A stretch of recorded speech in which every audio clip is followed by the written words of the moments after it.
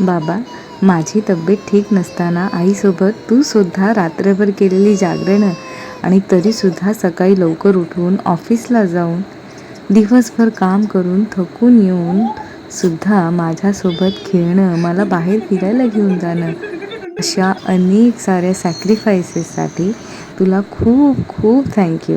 आणि त्यासाठी आमच्याकडून ही एक छोटीशी गिफ्ट. हे गिफ्ट तुला आवडलं हे तुझ्या हसूवरूनच समजले आणि तुझा आनंद बघून राधाला सुद्धा खूप छान वाटले.